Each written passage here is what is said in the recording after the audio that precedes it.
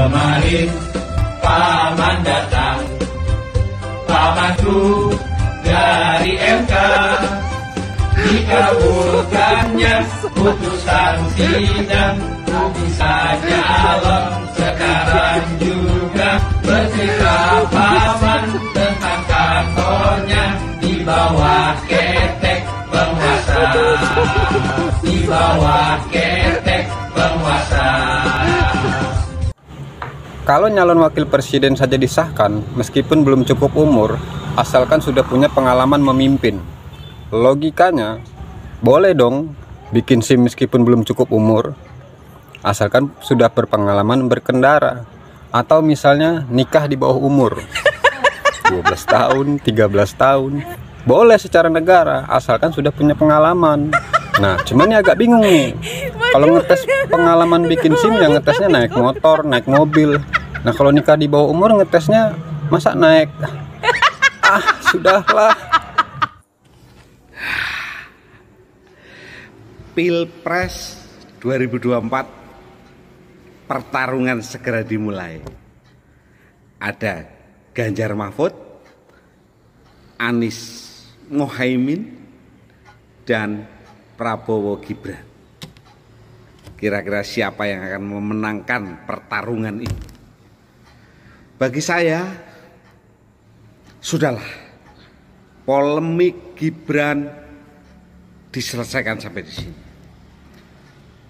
Buat teman-teman pendukung Ganjar, sudahlah, tidak usah pakai mengkritik-kritik masalah Gibran. Tetap fokus, kita menangkan Ganjar dan Mahfud MD satu putaran. Siap. Kawan, ini bukan salah Gibran. Ini soal koalisi yang kebingungan. Gibran adalah korban.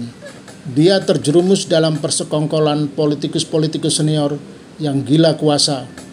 Bapaknya yang berambisi melanjutkan kekuasaan, Prabowo dan parpol-parpol yang terobsesi ingin terus nebeng di kekuasaan, kesalahan pada sistem dan proses politik yang bisa mengeksploitasi keculunan Gibran agar mengikuti hasrat dan syahwat kekuasaan para politikus yang tergabung dalam koalisi Indonesia Bingung.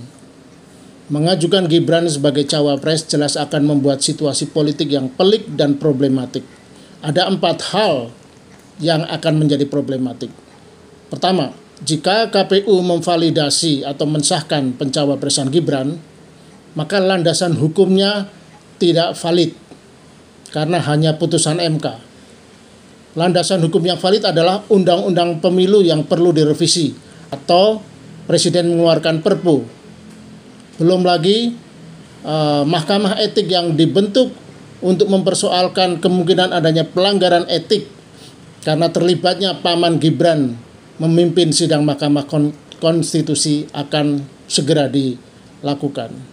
Jika terbukti keputusan Mahkamah Konstitusi itu melanggar etik, maka pencalonan Gibran sebagai cawapres tidak sah. Yang kedua, apakah PDIP Megawati akan memecat Gibran dan Jokowi sebagai kader PDIP? Ketiga, apakah PDIP akan menarik anggota kabinet dari partainya dan memutuskan menjadi oposisi Jokowi kurang dari setahun masa jabatan Jokowi? Dan yang terakhir, apakah Gibran yang begitu culun tampangnya dan selalu terlihat ngantuk akan menjadi terlihat berwibawa sebagai cawapres? Tenang saja, Pak. Saya sudah ada di sini. Tenang saja, Pak Prabowo. Saya sudah di sini. Tenang saja, Pak Prabowo. Saya sudah di sini. Seakan-akan dia memberikan kata-kata yang membuat kegundahan Prabowo ini, bahwa Gibran sudah ada di sini. Dan siapa yang akan di belakang Gibran, kita tidak perlu definisikan lagi. Tenang saja Pak Prabowo. Kemenangan ada di tangan kita ketika dia sudah di sini. Enak aja bilangnya. Apa sih kemampuanmu sebenarnya? Karena Anda anak muda. karena ada Anda wali kota. Penalaran orang aja yang nggak rasional saya. Harusnya ketika dia membanggakan Gibran itu anak muda, harusnya generasi milenial memilih dia. Kita bukan butuh anak muda yang seperti Gibran kok. Apa prestasi Gibran tanpa Pak Jokowi? Ingat gak bagaimana Joel Purba ngerosting Gibran ketika dia berada di Medan? Kalian dua itu tidak ada apa-apanya tanpa Pak Jokowi katanya. Jadi jangan bangga dengan anak mudanya itu gitu. Anda pun bisa karena popularitas dari bapakmu, bukan karena kemampuanmu. Anda dibilang pebisnis hebat. Aduh. Agen sapu lidi aja pun kalau udah bapak presiden, udah maju kok itu. Mana ada namanya bisnis anak presiden nggak jalan? Mustahil. Dan jadi wali kota karena presiden kok minta sama Megawati. Terus katanya prestasinya hebat 2 tahun, pertumbuhan ekonomi di Solo tinggi. Ya iyalah, menteri di sana turun. Proyek strategi nasional di sana 6 atau 7 dibuat. Ya iyalah, lapangan kerja terbuka. Jadi nggak logika. Jadi kalau dibilang tenang aja Pak Prabowo, ya wajarlah menenangkan Pak Prabowo yang ragu dengan kemampuanmu. Wajarlah Pak Prabowo gundah dengan apa yang ditolak oleh masyarakat. Tapi Anda dengan bilang, tenang aja Pak Prabowo, di belakangku ada paman, ada Pak Lurah. Itu di belakangku Pak Prabowo, jadi nggak usah takut. Aduh. Entah apa kelebihannya. Tapi satu hal yang kita akan ingat, bahwa keadilan akan mencari jalannya sendiri. Dan kemenangan yang akan kau tempuh dengan jalur yang tidak bagus, Anda tidak akan lama. Percayalah, kemampuanmu itu tidak akan cukup untuk memimpin negeri ini. Tetapi masyarakat berharap, saya berharap kepada teman-teman semua, ada 2 calon lagi yang di luar dari dinasti politik yang harus kita dukung. Mereka bukan anak siapa-siapa, mereka bukan anak presiden, mereka bukan anak pejabat. Mereka adalah orang yang terlahir dari bawah untuk menjadi seorang pemimpin. Bukan orang yang dititip oleh bapaknya hanya untuk memegang kekuasaan itu, hanya untuk melanjutkan kekuasaan itu supaya tidak terlepas. Itu harapanku kepada teman-teman semua, masyarakat awam semua. Percayalah, dinasti politik kita akan tolak. Kita tidak akan memilih dia, sekalipun kita dulu memilih Jokowi. Bukan Jokowi lah yang menentukan arah pilihan kita. Kita sendirilah mau jadi apa negeri ini. Orang berproses dari bawah ke atas. Kalau dia tidak, dia langsung di atas. Kenapa? Karena bapaknya gitu. Masa kita mau digituin aja? Apalagi kesempatan untuk kita. Ingat gak ketika kita mencari pekerjaan, pengaruh orang dalam itu yang gak ngelakuin apa-apa bisa langsung menang. Kecewa gak? Kecewa dong. Apalagi ini untuk mengurus bangsa dan negara. Nasib kita dipertaruhkan kepada dia. Jadi untuk teman-teman semua, mari kita bersuara untuk 2 calon yang lain, bahwa mereka lah yang akan kita pilih. Siapapun dia, kecuali yang dinasti politik, yang haus kekuasaan, yang tidak punya pengalaman tapi dipaksakan untuk memimpin negeri ini. Salam waras. Oke guys ya, jumpa kembali bersama saya Bastian Sebo. Saya bisa memahami apa yang disampaikan oleh abang ini dengan fenomena pencalonan Gibran menjadi wakil dari Pak Prabowo, ya. Karena ada drama yang terjadi di MK, lalu kemudian Mas Gibran ini dengan minimnya pengalaman, lalu kemudian dipaksakan untuk menjadi cawapres dari Pak Prabowo, ya, demi meraih angka dari pendukung Pak Jokowi, ya. Tapi dari kita sebagai pendukung Ganjar tentu mempunyai akal yang waras guys ya. Pak Jokowi ya Pak Jokowi, Gibran ya Gibran. Meskipun Gibran ini merupakan anak dari Pak Jokowi, ya. Akan tetapi bukan karena dia anak dari Pak Jokowi, ya, kita lantas tanpa mempertimbangkan akal sehat lalu mendukung Gibran, ya. Nah pertanyaannya, ya, saya kan bangga dengan Bung Karno, ya.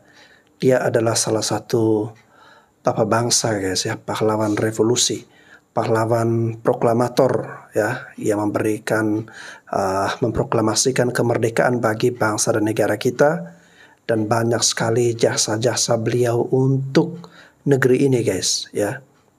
Dan sebagai pengagum dari Bung Karno ya, bukan berarti saya menginginkan Mbak Puan harus jadi capres karena saya kagum dengan Bung Karno ya. Nah, sama halnya juga dengan Pak Jokowi ya. Walaupun saya kagum dengan Pak Jokowi, bukan berarti serta-merta ya ketika nanti ada anaknya yang mau maju ya, saya langsung mendukungnya tanpa menggunakan akal sehat ya. Kenapa harus menggunakan akal sehat? Karena kita harus mengkaji lagi dulu guys ya, melihat lagi apakah dia sudah punya pengalaman, apakah dia sudah punya kompetensi yang cukup dan layak untuk kita percayakan sebagai pemimpin bangsa. Ini bukan pemimpin Solo, pemimpin Jawa ya, tetapi pemimpin bangsa, bangsa Indonesia.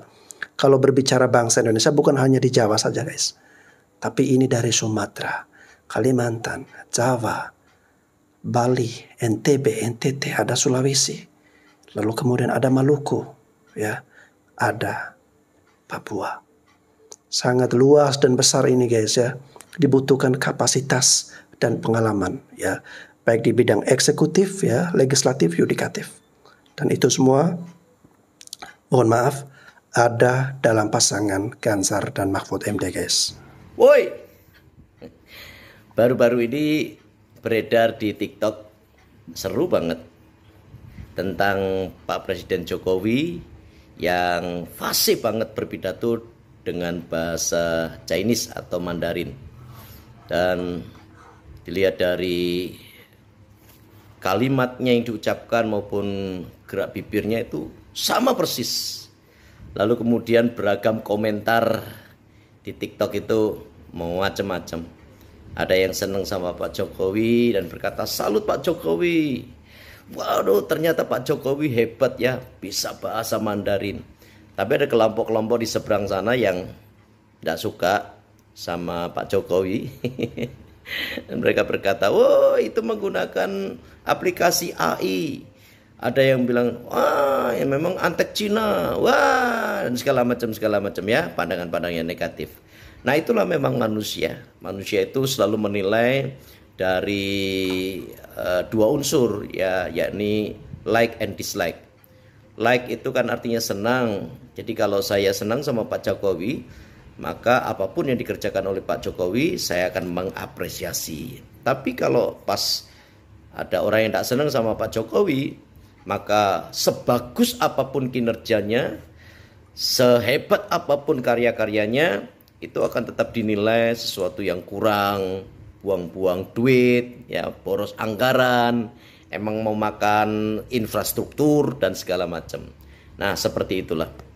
Tapi saya mau katakan begini. Sekalipun ada orang yang mau bicara tentang Pak Jokowi dari sisi yang negatif, buat saya yang mencintai Bapak Presiden Jokowi, saya mau tetap mengatakan Pak Jokowi itu satu-satunya presiden ya yang luar biasa. Presiden yang sudah bekerja. Dia tidak pernah memikirkan kepentingan dirinya sendiri. Pak Jokowi adalah seorang yang sudah selesai dengan dirinya sendiri. Dia presiden yang hebat, the best of president, ya, yakni Bapak Insinyur Joko Widodo. Ya, puji Tuhan, Tuhan memberkati kita semuanya. Tetap semangat, dukung Pak Jokowi terus, ya. Anak-anaknya yang juga sudah terjun ke dalam dunia politik, ya. Mas Gibran sekarang bergabung menjadi cawapres dari Pak Prabowo Subianto. Dan Kaisang, ya, anak yang bontot, menjadi ketua umum Partai Solidaritas Indonesia. Dukung semuanya. Mas Bobi menjadi gubernur, ya, wali kota di Medan, ya. Memang orang-orang hebat akan dipakai oleh Tuhan. Tetap semangat. Bang, kalau kata Pak Pandana Baban, Gibran itu masih bocah ingusan. Lawan bocah ingusan aja sudah bingung sampai mimisan, apalagi ini gandeng Pak Prabowo yang siap jadi mentornya. Pasti makin bikin ngos-ngosan. Siap toh? satu komando Prabowo Gibran. Hehehe. Bang, aku saranin pilih Ganjar. Karena apa? Pak Jokowi udah rela berkorban.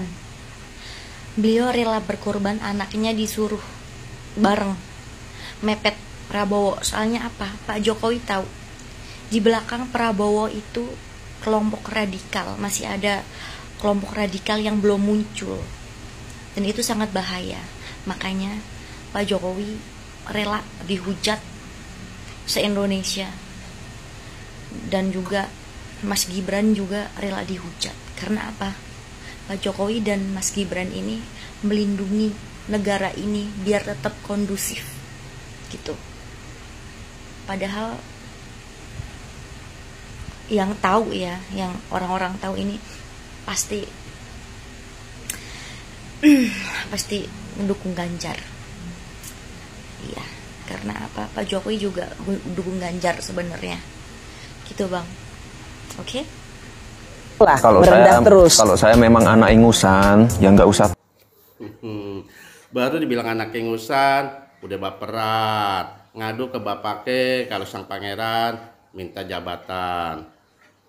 Kita para pendukung Pak Jokowi bukan cuma dibilang anak ingusan, tapi kafir, PKI, cebong laknat. Bahkan kita bertentangan dengan keluarga, saudara, teman dekat yang kita beda pilihan. Kita mati-matian mengawal Pak Jokowi menjadi orang RI 1, tapi apa balasannya?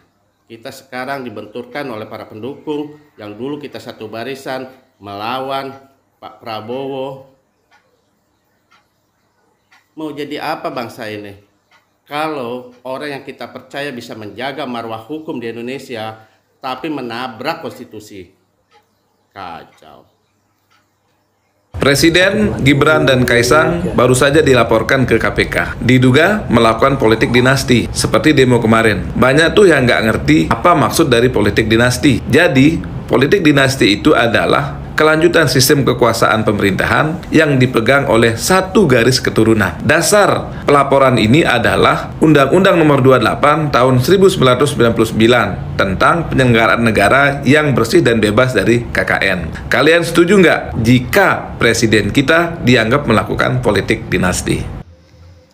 Nggak paham politik, nggak punya ilmu politik, ya sudah, jangan terlalu jauh ngomong tentang politik. Gibran mau loncat sana, loncat sini, biarkan saja. Gibran menemukan takdirnya sendiri. Takdir kita hanya sebatas pemilih. Kewajiban kita memilih yang terbaik. Siapa? Kalau menurut saya, by data, Ganjar, Pak Mahfud yang terbaik. Jangan lupa, pilih yang ada Pak Mahfudnya. Ada yang beranggapan bahwa munculnya Gibran ini memberikan ancaman terhadap lawan politiknya Presiden Jokowi. Menurut hemat saya ini bukan ancaman politik. Saya sangat mendukung Mas Gibran sebagai tokoh muda yang muncul ke kancah politik secara aktif. Itu saya sangat mendukung. Apalagi saya ini pendukungnya Presiden Jokowi dari 2014. Namun saya ini kan praktisi hukum.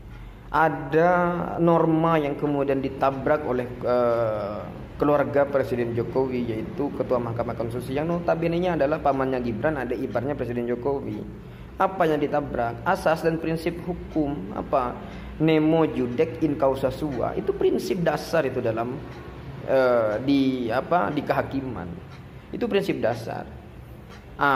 Sebelumnya di 3 gugatan sebelumnya, yang salah satunya adalah gugatannya PSI dan Partai Garuda dan Gerindra kalau nggak salah, itu Anwar Usman menegakkan prinsip itu, nemo judec in causa sua, dengan tidak ikut dalam hal putusan perkara itu gitu loh. Itu bagus. Namun di gugatan yang keempat di nomor 90 dia kemudian masuk. Karena kenapa? Itu satu-satunya putusan atau perkara satu-satunya yang kemudian memberikan peluang terhadap Gibran.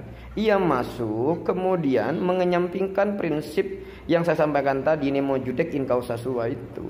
Itu kan yang kemudian ditabrak. Norma itu yang kemudian ditabrak oleh Anwar Usman. 3 putusan sebelumnya dia berpegang teguh terhadap prinsip nemo judec au in causa sua itu dengan tidak ikut, dan kemudian menolak putusan itu dan mengatakan bahwa itu open legal policy. Dan lantas kemudian kenapa di putusan yang keempat di nomor 90-nya dia kemudian ikut, kemudian menabrak norma prinsip nemo judec in causa sua itu, kemudian dia lupa terhadap inkonsistensi putusan yang sebelumnya yang mengatakan bahwa itu open legal policy. Itu kan kemudian tidak cacat logika. Nalar logika hukum kita itu tidak nyampe ke situ gitu loh. Saya ini belajar hukum udah lama saya belajar hukum, cuman nggak nyampe teori hukum apa yang kemudian dipakai oleh Anwar Usman, di mana nyambungnya, irisan-irisan teori hukumnya di mana, itu tidak dapat gitu loh. Makanya banyak pengamat, banyak praktisi hukum dan ahli hukum tata negara yang berontak terhadap putusan ini. Ini menabrak norma logika hukumnya itu tidak dipakai. Lah ini yang kemudian banyak pihak mengatakan bahwa syarat kepentingan. Makanya kemudian sekarang Mahkamah Konstitusi itu dirubah menjadi Mahkamah Keluarga. Ingat, prinsipnya Mahkamah Konstitusi itu kan seharusnya the guardian of Constitution loh. Ingat itu. Tenang saja, Pak. Saya sudah ada di sini.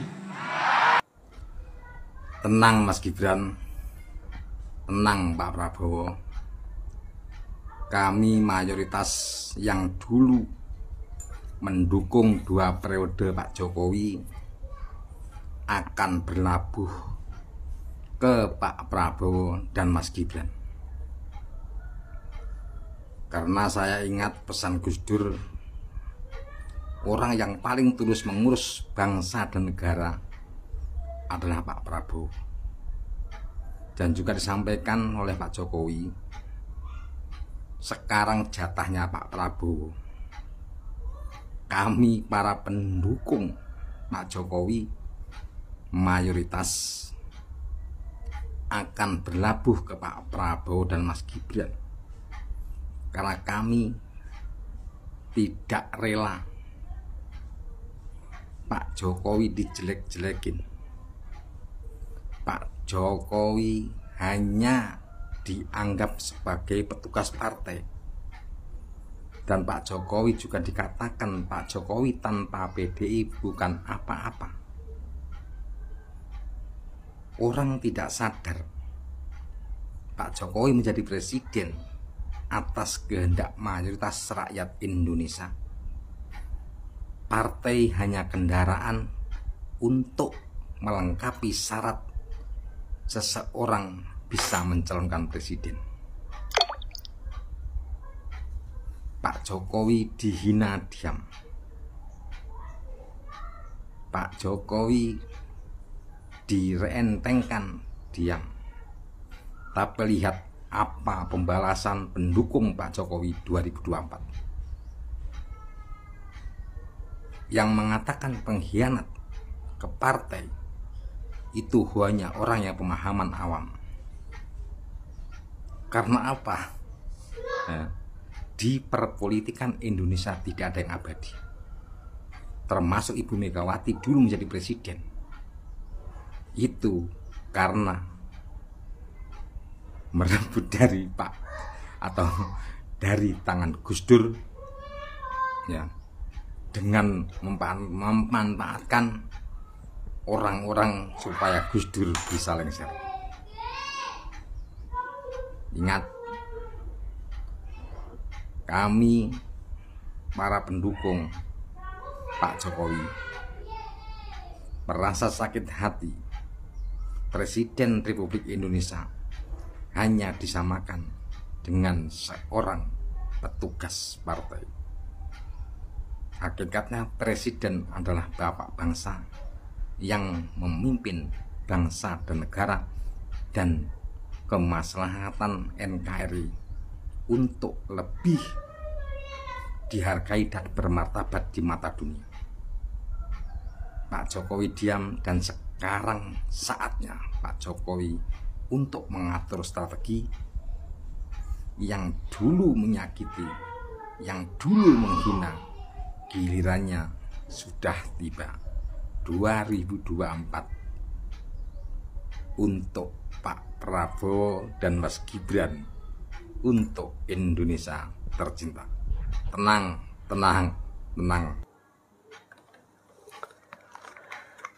Oke, jadi mohon maaf Pak ya, saya juga pendukung dari Pak Jokowi ya. Namun bukan berarti saya menjatuhkan pilihan saya kepada Pak Prabowo dan Mas Gibran, sekalipun Mas Gibran ini adalah anak dari Pak Jokowi ya. Karena begini guys ya, yang kita percayakan untuk menjadi pemimpin atau Presiden Republik Indonesia ya, itu untuk kepentingan bangsa dan negara ya, bukan untuk kepentingan keluarga Pak Jokowi ya. Ini bukan lagi tentang permasalahan Pak Jokowi dengan Ibu Mega ya. Saya tidak mau tahu dan tidak mau pusing soal hal itu ya. Mau Pak Jokowi dan Ibu Mega ini ada masalah atau tidak ada masalah ya. Yang kita pikirkan adalah kehidupan berbangsa dan bernegara ini harus berlanjut ya. Jangan hanya karena kita mengikuti emosi kita ya, karena Pak Jokowi dikatakan petugas partai ya, jadi saya sekarang harus bela Pak Jokowi, pilih Gibran anak Pak Jokowi. Enggak juga seperti itu guys ya. Ini sama halnya ketika kita kagum dengan Bung Karno, bukan berarti kita harus memilih terah keturunan lurusnya yakni Ibu Puan harus jadi presiden, kan tidak ya. Siapapun di negeri ini bebas untuk menjadi presiden, tetapi yang kita lihat adalah pengalamannya, kemampuannya, kapasitas dan kapabilitasnya ya. Jadi mohon maaf, saya mendukung Mas Gibran untuk jadi presiden, tapi bukan sekarang ya. Masih banyak sekali peluang bagi dirinya ya. Dia perlu diuji, diproses, ditempa dulu ya. Dengan berbagai fase-fase ya, dari wali kota kemudian gubernur lalu kemudian presiden ya. Nah, saya melihat yang sudah matang dan siap adalah Pak Ganjar dan Pak Mahfud. Pak Ganjar 2 periode di legislatif, lalu kemudian 2 periode menjadi gubernur Jawa Tengah. Begitu pula Pak Mahfud MD yang kita tahu sudah asam garam di dunia perpolitikan guys ya. Pernah di legislatif, pernah juga di yudikatif, eksekutif apalagi ya. Dulu pernah menjabat Menteri Pertahanan, lalu kemudian menjadi Menteri Polhukam. Jadi sudah banyak pengalaman-pengalaman dari Pak Ganjar dan Pak Mahfud ini yang menurut saya lebih layak untuk saat ini kita percayakan menjadi presiden daripada Gibran yang baru pengalaman 2 tahun memimpin sebagai wali kota Solo ya.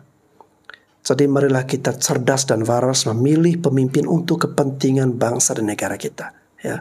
Bukan hanya soal ego Pak Jokowi atau untuk keluarga Pak Jokowi ya. Jadi kita lihat untuk kepentingan bangsa dan negara ini yang lebih luas. Ang, Prabowo Gibran gimana, Ang? Nanti dulu. Kalau saya harus ikut Pak Jokowi ke Prabowo, nanti dulu. Rumusnya nggak masuk, ceritanya nggak ada. Ya kan? Saya 15 tahun semenjak gubernur, presiden. Saya relawan berat Pak Jokowi. Tapi kalau untuk pindah ke Prabowo, nanti dulu. Jokowi oke, hebat, jasanya besar di Indonesia, tapi tidak dengan Prabowo, tidak dengan Gibran, ya kan? Saya orang konsisten, sekali Ganjar tetap Ganjar, tak peduli orang banyak yang mencaci saya, ya kan? Ingat, politik itu nggak ada yang abadi, yang ada kepentingan, ya kan? Tak peduli berapa besar orang yang mengantarkan kita seperti ini. Tak peduli orang yang berjasa kita seperti ini. Yang ada hanya kepentingan. Jokowi oke, tapi tidak dengan Prabowo, apalagi Gibran. Ya. Ganjar saya.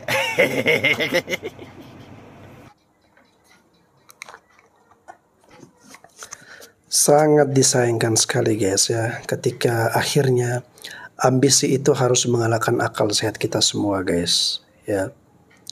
Oke, semuanya sudah terjadi, tinggal bagaimana kita fokus memenangkan Pak Ganjar dan Pak Mahfud guys ya. Kita buktikan bahwa masih banyak mayoritas bangsa Indonesia yang bisa berpikir dengan akal sehat dan menggunakan rasionalitas yang baik guys ya. Kita kagum menghormati Pak Jokowi, kita bangga dengan Pak Jokowi, tetapi bukan berarti kita harus memilih anaknya yang belum berpengalaman. Sama halnya juga ketika saya kagum bangga dengan Bung Karno, bukan berarti lantas saya mempercayakan Ibu Puan karena dia merupakan keturunan dari Bung Karno. Ya. Kita memilih sesuai dengan kapasitasnya, sesuai dengan kemampuan dan pengalamannya guys, ya, untuk perjalanan bangsa dan negara kita, untuk kepentingan bangsa dan negara kita, untuk masa depan bangsa kita ini guys, ya. Oleh karena itu, negara kita bukan ajang permainan, bukan ajang main-main atau coba-coba, ya. Harus dipimpin dan berada di tangan yang tepat guys. Saya Bastian Sebo, kita pilih Ganjar Mahfud MD.